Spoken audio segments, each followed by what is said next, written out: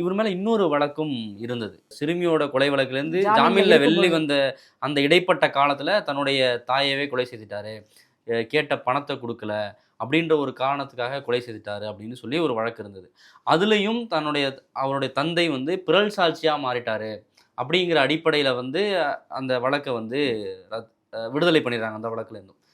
So இப்ப 2 வழக்கு அவர் மேல சேரும்போது, இவரு தான் குற்றவாளி அப்படிங்கிற ஒரு ஒரு மனநிலைக்கு மக்கள் மாறுறாங்க இல்லையா?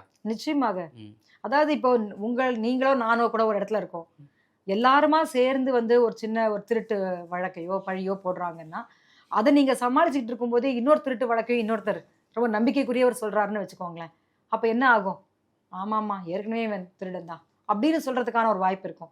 அப்போ ஒரு சமூகத்தினுடைய கருத்து கட்டமைக்கப்படுறதுனாலயே ஒருத்தவங்க வந்து குற்றவாளின்னு சொல்ல முடியாது. அந்த கீழமை நீதிமன்றத்துல அந்த தந்தைய தவிர வேற யாரும் இல்லன்னும்போது, அவருடைய சாட்சிய அவர் மனசான்றுபடி குடுத்தாருன்னு கூட ஏன் சொல்லக்கூடாது? பிறல் சாட்சின்னு சொல்ல முடியாது ம். அப்படின்றீங்களா? இல்ல அது அப்படி ஆயிட்டாருன்னா ஆரம்பத்துல சொல்றாங்கன்னு. ம். அந்த தந்தை எந்த சூழ்நிலையில அத சொன்னாரு? காவல்துறையில சொல்லக்கூடிய ஒரு சாட்சியம் என்பது, ஒரு ரிகவரி அல்லது ஒரு பொருளை குற்றத்திற்கு பயன்பட்ட பொருள மீட்டெடுத்தா தான் அது வந்து அது வாக்குமூலம் ஏற்றுக்கொள்ளப்படும். அப்படி இருக்கும்போது இவங்களுக்கு வேற சாட்சியே இல்ல. அவங்க அப்பா தான் சாட்சின்னா அவர் இல்லன்னு சொல்லும்பொழுது அத என்ன செய்ய முடியும்? அப்ப ஆரம்பத்துல வந்து இவரு தான் கொன்னாரு அப்படின்னு சொல்லி சாட்சி குடுத்துட்டு, பின்னாடி மாத்துனா தானே வந்து பிறல் சாட்சி. இல்லையே இப்ப கூட நான் என்ன சொல்றேன், அ. இந்த வழக்குல கூட முருகன் வந்துட்டு இவரு தான் விளையாடினார்ன்னு ஏன் 2 1/2 மாசம் கழிச்சு சொல்றாரு? ம்.